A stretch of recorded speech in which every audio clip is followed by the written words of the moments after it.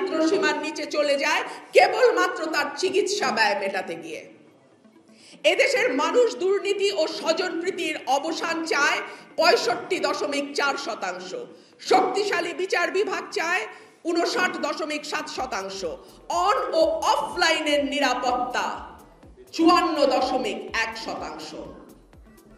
সুতরাং এই দেশের মানুষ কি নিয়ে চিন্তিত আর কি নিয়ে চিন্তিত নয়, আমি আশা করব সরকার অন্তত এই সব যেই অ্যাকশন এইড বা সানেমের মতো সংগঠনগুলো আছে তাদের রিপোর্টগুলো একটু পড়বে, একটু দেখবে। কারণ সাধারণ মানুষের সঙ্গে তো তাদের ইন্টারাকশন নাই। সাধারণ মানুষের সাথে আমাদের মতো মানুষের ইন্টারাকশন। আমাদেরকে কনস্টিটুয়েন্সিতে যেতে হয়, আমাদেরকে সপ্তাহে অন্তত 3 দিন গ্রামে থাকতে হয়। So we know what they think and we know what they want to say. এটা আপনারা জানেন না।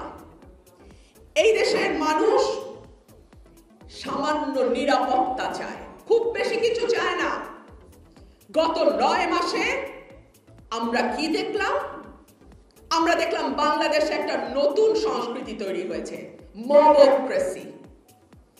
হুড়হুড় করে 20 জন, 25 জন, 30 জন মানুষ আরেকটা মানুষের উপর হামলে পড়ে। হতে পারে তার সঙ্গে তার ব্যবসায়িক দ্বন্দ্ব আছে, হতে পারে তার সঙ্গে তার রাজনৈতিক মতের অমিল আছে, এবং রিপোর্ট বলছে